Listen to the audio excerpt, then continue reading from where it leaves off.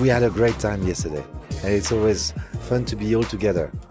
It was really nice to celebrate, the start of the fair with friends, and to see you again in great form and putting away quite a lot of cheese and meat for a relatively modestly sized man. Talking of modestly sized, we have 5 beautiful watches in front of us that we're going to talk about now. Could you tell us what it is that you've released at this year's Watches and Wonders and why people should be interested? Well, for the first thing is that the Révélation, the one that actually we did the blind reveal, turns out to be a revelation. So the Révélation is a revelation. And it's, in fact, it's not even what we wanted, but because we wanted more. Okay, there are details that we are going to actually rework because 3 screws were not polished when they were supposed to be polished, or 1 wheel we forgot to skeletonize, these kind of little things. And we got everything so late in the process because the supply chain, the watchmaking supply chain is still totally under chaos. So we got the main plates finished 2 weeks ago. Jeez. So we just could assemble between Wednesday, Thursday. The watch was sent to the photographer on Friday, and then went back 3, 4, 5 days later after a full weekend of correcting the pictures, etc. And then we looked at it and we said, "Oh my God, we didn't have the right screws."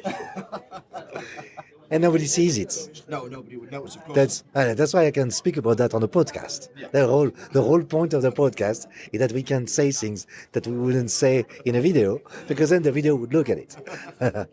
So there are some advantage on that. But the reaction of everyone is beyond expectations. So we have in the hand a jewel.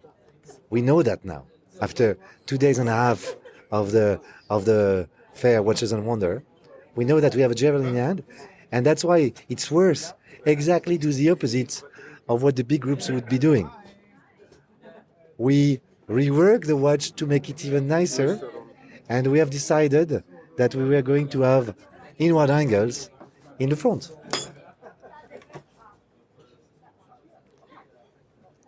So we're looking at the Antarctic Revelation, or skeleton that we covered on the blind reveal, and I have to say, seeing it now and having seen Ben's picture, it's remarkable how close he came, right? Absolutely. I really had to ask you twice, did you help him? Because I was amazed. I mean, we gave him some hints, which is where the initial briefing, which is we want to respect the design language of the SX65, but we also want to make the modifications that will allow to bring that design language to the next level and to continue a story by telling it in a different way. So the front and the back are decisively different. Yeah, very much so. But they really belong to the same story. And they talk to each other. And that's really what is exciting in this watch. For example, the balance wheel that has been turned, the escapement has been turned upside down. But then the back of the escapement, now, this part is the main plate. So you have the main plate and then the bridges on one side, and on the other side you have the main plate and the balance bridge. And you don't exactly see what part is bridges and what part is indeed the main plate. I think that's one of the greatest successes about the design, how especially on the rotor weight, on the dial side, you just really can't see that the bow tie bridge isn't a separate bridge and it's actually part of the main plate. Very clever, very good for structural integrity. One thing I didn't notice when I first looked at the watch on the images that we had to work from is the plating on the movement seems to be a lighter grey than the regular SX H5. Is that true, or is it as dark? I think it's as dark. It's just that we get much more light coming in. No, So it's the same colour? You're right, it's lighter. This is unfiltered. Yeah, this is a moment where the CEO feels really lonely. Xavier, you're not doing me a favor. I'm always saying Rob is not always right. You're not helping me, Xavier. Rob, we're editing this out. I actually don't even remember in what state of the process we decided to change the color. We did. We did because we made 20 designs with 20 different tones of gray. And at the end we say it's this one. It's just that I didn't realize this one was not the original one. Well, there you go. This is a real-time show, real revelations of the And revelation. I know, exactly. And now I remember now. Okay, guys, I had an accident. I don't remember everything. It's okay. My brain is like a Swiss cheese with plenty of holes. Even if it's not true, the holes are in the French cheese. But anyway, so I remember why we did that. Yeah. Because we needed to unify. Because in the SX5, the bridges are dark gray, Yep. and the main plate is black. Okay. Okay. But then, what we wanted was to create that effect that you don't know exactly where is the main plate, where are the bridges. Okay. So we had to unify the tones. Right. Well, there you go. And I feel even more stupid now Because that was a to reason. remember that after you asked me, I totally forgot for the last 2 days. So we promised to do a stress test with the skeleton on our hairy wrists, which I've just done. Yeah. Because skeletons don't fly with me, Xavier. So I want to thank you. I can't wear skeletons because of my hairs. Because if a skeleton is hardcore skeleton, you looked from top to bottom to the hairs. Yeah. Yeah. Yeah. So congratulations. The Antarctic skeleton is for me. It's 'Cause for hairy men. It's for hairy men. Yeah. Because be your slogan. it's enough skeleton and all the way transparent, but not too much. So the hairy men out there, thank you, Xavier and Team Czapek. Merci. So what else do we have here in the collection? We've got a pink and a light pink and a light blue dial with a very interesting pattern on the center of the dial. So explain that one to us. we've got not a pink. We've got an incredible pink. The pink. We got the pink. We got the pink that we can all wear. That goes incredibly well with a blue, dark blue, with a grey suit. Look at that on the grey suit. Okay, so Xavier's wearing a Look at grey window Valeria's- pane check look at suit and it Valeria's looks wrists. amazing. Look at her wrists. Look at how nice. Well, it looks. anything looks good With on a black- Valeria's wrists. With a black jacket Okay. in black leather. jacket. Okay, so It's Valeria's incredible. wearing leather. So looks that- great. Xavier's wearing That grey. pink, actually, that pink was found by our supplying partner making the dial, and it's using a very special technique that is slightly different from the typical electroplating and the typical DLC coating, or the positive coating also, that is another option. This is called PLD, and it uses a slightly different technique, and it's very mechanic and very metallic. Yeah. And this is what we liked, because we didn't want it to be a pinky pink, if you want, a very feminine pink. We wanted it to be just a beautiful pink color. It's light, but it's also very luminous. It catches the light, it expresses the light, and that's what make it become so nice on the wrist. Yeah, it has a real luster to it. It has this almost tangible quality. It sort of leaps out of the case. And I have to say, it looks a lot nicer when you put it on, as soon as you put it on, and it suits you. Off the wrist, it's a pink, and you think, okay, is this going to look okay? But it does seem to coordinate with everything. And I got a Prince of Wales suit. it's very smart. It's very smart, very elegant, very classic also. And you put that together and just feel like, wow, it woke up the suit in a beautiful way.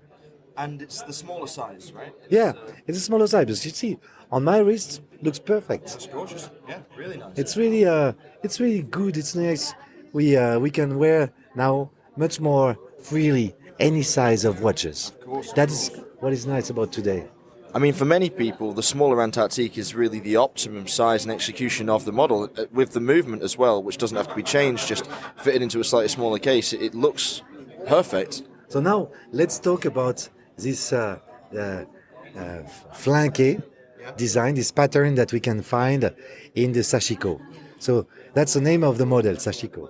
And the flanqué represents a lotus flower. Okay. Now, for the people who are very fond of Japan, they might have already heard of that word sashiko. It's an embroidery technique of the Edo period in the 16th, 17th century. And this embroidery was always using a pattern that was a repetitive geometric pattern all across the clothes, the trousers, the dresses, everything that they were getting embroidering.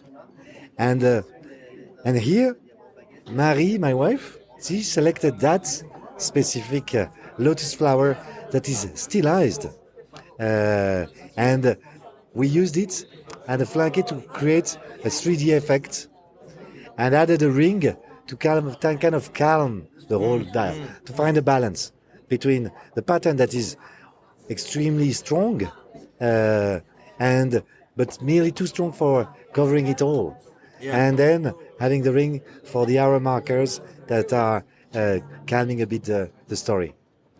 I think it works very, very well in real life. I'm very impressed to see it come to fruition. I saw the design earlier on, and I have to say that now seeing it in hand, it's a great addition to the collection, something different, something a bit more artistic in a way, and very, very elegant. So what else do you have in your hand there? So now we're moving to La Carte des Nuages. Okay. So La Carte des Nuages is a joke, a prank, okay, that scouts do to the youngest scout coming into the patrouille. And usually they ask that young scout to find a file to grow metal, a pot of tartan paint, and a cloud atlas. Okay? And that's the joke, that is the prank that is made to these young scouts, no? And when we looked at the watch after it had been done, and we have to describe the watch, it's a beautiful perlé mother of pearl, so that's the most precious type of mother of pearl. There is only one per shell, perlé. It's where the animal is, and the other area are for white mother of pearl. So you cannot do guillochage normally because it's too fragile. You can do guillochage on white mother of pearl, which is a little bit stronger. But then here what we did was still to do guillochage, but reducing the number of engraving to 6. So 3 vertical, 3 horizontal, and that's making the grid. And so we have added for the hour markers some diamonds, which are princess cuts. So it's a square, because again, the idea of my wife when she started the briefing for that watch was to try to play with the idea of a square in a circle. Okay. Okay, and that was the red line between everything. So you can find this square in a circle by this grid, and you can find it on the diamonds. And at the top, at 12 o'clock, there are 2 baguette diamonds, which are not baguette diamonds. What are they? Now, look at the Antarctic indexes, Yeah. and then look at them. This is a new cut for diamonds. It's been registered by us, invented by us, and it's called the Antarctic cut. Wow. So we got our own diamond cut now, and it's at the top of the watch at 12 o'clock, 2 little diamond Antarctic cuts. So it's a pair of diamonds cut in basically the same shape as the normal double claw index that you see at the top of the Antarctique. Xavier, thank you for your time, and I hope that you have a wonderful Watches and Wonders, and we'll see you around soon. Yes, thank you guys. Always a pleasure.